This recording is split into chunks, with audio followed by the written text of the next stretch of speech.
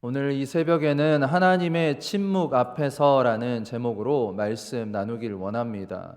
이 시편 74편은 아삽의 시로 일명 탄원시로 불립니다.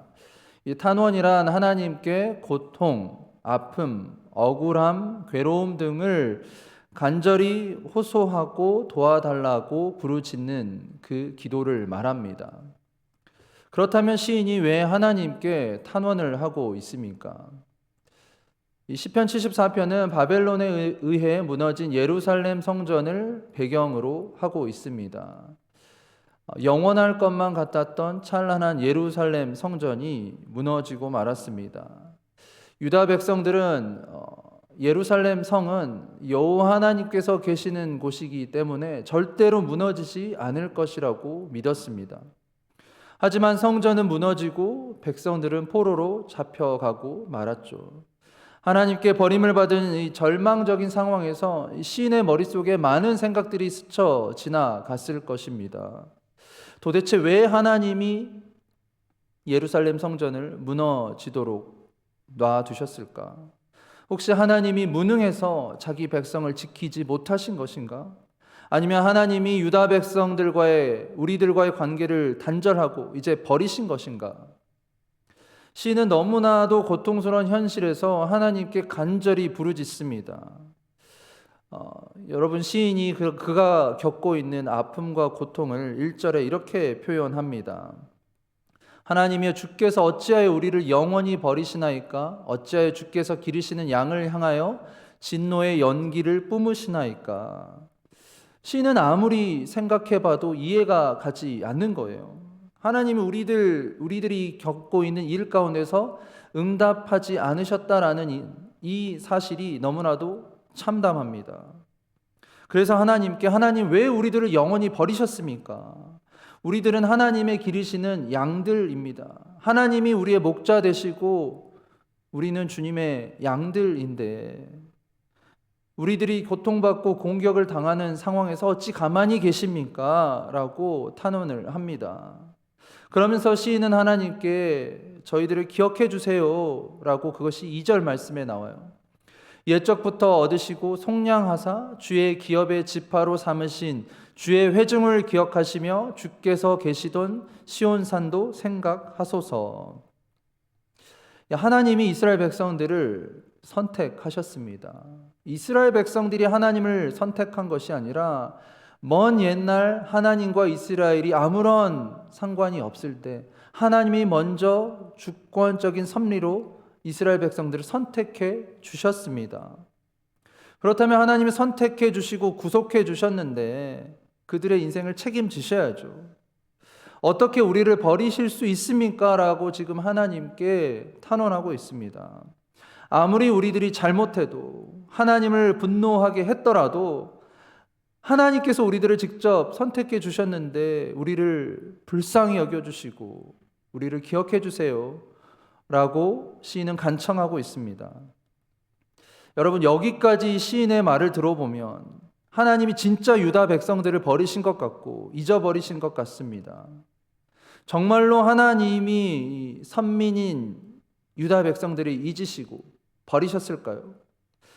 아마 그들이 그렇게밖에 생각할 수 없는 이유는 이 예루살렘 성전이 지금 불타 있고 무너지고 자신들은 포로로 잡혀가 있는 상황이기 때문이죠.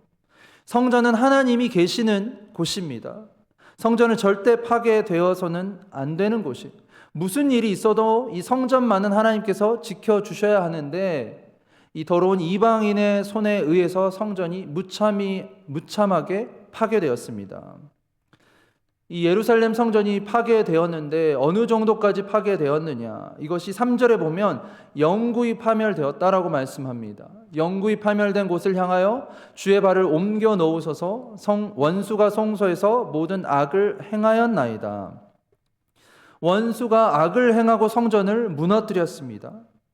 이 무너진 성전의 발을, 주의 발을 옮겨 놓으소서라는 뜻은 하나님 제발 이 무너진 성전에 좀 와주세요 라는 부탁입니다.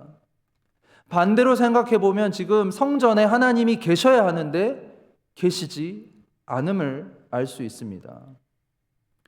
이 솔로몬이 건축한 이 예루살렘 성전은 아주 특별하고 신성한 장소입니다.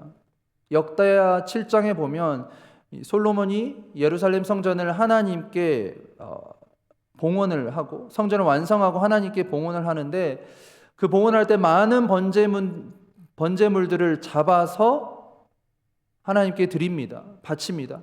그때 무슨 일이 일어나냐면 하늘에서 불이 내려와서 그 번제물들을 다 불사릅니다. 그리고 그 성전 가운데 하나님의 영광이 가득하게 되었다라고 말합니다. 여호와의 성전이 얼마나 가득한지 감히 제사장들이 성전 안에 들어갈 수 없을 정도였습니다. 그 후에 역대하 7장 16절에 하나님이 솔로몬에게 나타나셔서 이렇게 말씀하십니다. 우리 함께 읽겠습니다. 이는 내가 이미 이 성전을 택하고 거룩하게 하여 내 이름을 여기에 영원히 있게 하였음이라. 내 눈과 내 마음이 항상 여기에 있으리라. 아멘. 성전이 하나님의 마음과 시선이 항상 거하는 곳일 뿐만이 아니라 하나님의 임재가 가득한 곳, 하나님이 머무시는 곳이 성전입니다. 그런데 그 성전이 파괴되었습니다. 유다 백성들은 지금 하나님의 계시지 않음, 하나님의 부재를 경험하고 있습니다.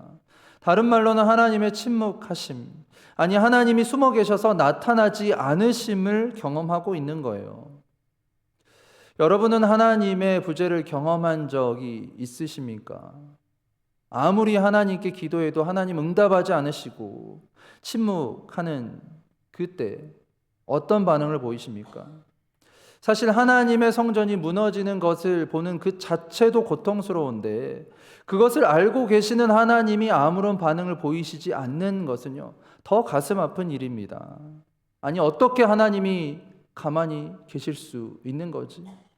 자신의 이름이, 나도 고통받고 있지만 하나님 자신의 이름이 지금 더럽혀지고 욕을 먹고 있는데 하나님 가만히 계셔도 되는 거 맞아? 라고 우리는 하나님을 의심합니다. 여러분들 하나님의 침묵과 부재를 경험해 본 적 있으십니까? 그리고 하나님께 실망해 보신 적 있으세요? 미국의 대표적인 복음주의 작가 필립 얀시는 그가 쓴 책 하나님 당신께 실망했습니다 라는 그 책에서 하나님에 대한 실망과 침묵, 이 이해할 수 없는 고통을 솔직하게 다루었습니다. 그는 자신의 책에서 세 가지 질문을 던졌습니다. 첫 번째 질문은 하나님은 정말로 공평하신 분인가? 입니다. 많은 사람들이 하나님 앞에 바르게 살고자 하는데 그럼에도 불구하고 고난을 피하지 못하는데 그래도 하나님 공평하신 분인가? 그런 질문을 던졌습니다. 두 번째 질문은 하나님은 왜 침묵하시는가입니다. 아무리 기도해도 응답이 오지 않을 때가 있습니다. 분명히 하나님 살아 계시는 것은 알고 믿는데 하나님께서 말씀해 주시지 않아서 너무 답답하고 혼란스럽습니다. 그 희미한 하나님의 음성이라도 들려주시면 좋을 텐데 하나님 침묵하세요. 끝까지 침묵하세요. 왜 하나님은 침묵하시는가? 그것이 두 번째 질문입니다. 그 세 번째 질문은 왜 하나님은 숨어 계시는가? 이 하나님이 침묵하시는 것과 하나님 숨어 계시는 것은 조금 차이가 있죠. 하나님이 숨어 계시는 것은 다분한 의도성이 있는 것입니다. 마치 하나님이 자신을 감추어서 일부러 드러내지 않으신다라는 거예요. 분명 하나님 살아계신 분이신데 하나님이 안 느껴집니다. 하나님이 일부러 나의 기도를 피하시는 건가? 하나님이 일부러 나의 기도에 응답해 주시지 않는 건가? 만약 하나님이 그렇게 하신다면, 만약 하나님이 그렇게 숨어 계신다면 사실 이것은 우리의 마음을 더 아프고 고통스럽게 하는 것입니다. 시인 아삼은 지금 하나님께 이러한 질문을 하면서 의심하는 거예요. 지금의 상황을 이해할 수 없어서 하나님께 고통스럽게 묻는 것입니다. 이제 4절부터 8절까지 보면요, 그 예루살렘 성전이 무참하게 짓밟히고 파괴되는 장면이 생생하게 묘사되는데, 이제 도끼로 나무를 찍어 벌목근처럼 닥치는 대로 사람들을 죽이고 또 성전의 모든 기구들을 불사릅니다. 또 이미 폐허가 된 성전에 불을 지릅니다. 이러한 원수들의 만행을 고발하면서 시인은 하나님께 하나님 제발 가만히 계시지 말고 뭐라도 좀 해주세요 라고 하나님께 간청합니다. 특별히 시인은 원수들의 악랄함을 알리는데 이 8절 말씀에 보면 8절 그들이 마음속으로 이르기를 우리가 그들을 진멸하자 하고 이 땅에 있는 하나님의 모든 회당을 불살랐나이다. 이 8절의 뜻은 이 원수들이 유다를 침략해서 정복하는 것이 단순한 목적이 아니라 궁극적으로 그들은 이 유다 백성들을 아예 씨를 남기지 않고 말려버리는 민족 말살 정책을 펼치고 있다라고 고발하고 있습니다. 마치 일제강점기 시기에 이 대한제국이죠. 대한제국을 식민지로 삼으면서 민족 말살 정책이 있었습니다. 이 한국인의 그 민족성, 정체성 문화를 없애버리기 위해 이름을 개명하게 했죠. 창씨 개명. 일본어만 쓰게 했습니다. 또 신사참배를 강요했습니다. 그러면서 황국 신민화 정책을 펼쳤어요. 이것과 비슷하다고 할 수 있습니다. 그런데 이 가운데 시편 기자를 가장 고통스럽게 하는 것은 바로 하나님의 침묵입니다. 이러한 상황이 얼마나 오래 지속될지 모릅니다. 하나님의 뜻을 알려줄 선지자도 없습니다.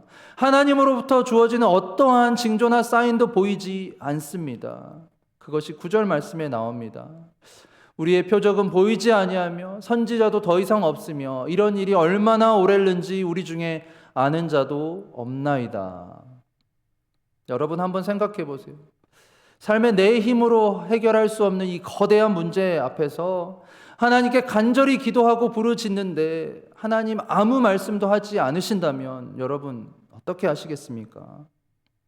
살아가면서 도대체 풀리지 않는 내 인생의 그 실타래처럼 얽혀있는 그 문제 가운데 여러분은 어떻게 하십니까? 바트 어만이라는 노스캐롤라이나 대학의 종교학과 교수는 원래 프린스턴에서 신학을 공부한 사람입니다. 신학을 공부하고 또 신약학으로 이제 박사학위까지 받았습니다. 그는 평신도가 아닙니다. 아마 저를 포함해서 여기 앉아 계신 모든 성도님들보다 더 많이 성경을 공부하고 더 많이 성경 지식에 해박할 것입니다. 그런데 그가 담임 목사로 교회를 섬길 때 이 고통받는 성도님들의 그 삶을 보면서 도저히 이해를 할 수 없었다고 해요. 이 현실의 고통과 하나님의 말씀의 모순과 괴리 사이에서 고민을 하다가 결국 목회를 그만두고 나중에는 신앙의 길까지 떠나게 됩니다. 그가 여러 인터뷰에서 당신은 왜 기독교 신앙을 떠났습니까? 라는 질문을 듣고 이렇게 대답을 했다고 해요. 저는 더 이상 이 세상에 존재하는 엄청난 고통과 악을 지켜보며 그것을 허용하는 전능하신 사랑의 하나님을 믿을 수 없습니다. 라고 대답을 했습니다. 저도 신학대학원 다닐 때 정말 친한 친구 한 명이 있었습니다. 이름은 제임스인데 이 미얀마에서 온 친구입니다. 한국말도 꽤 잘했고 한국인 아내와 결혼을 해서 딸 하나가 있었어요. 그런데 이제 한국에서 공부할 당시 형편은 굉장히 어려웠습니다.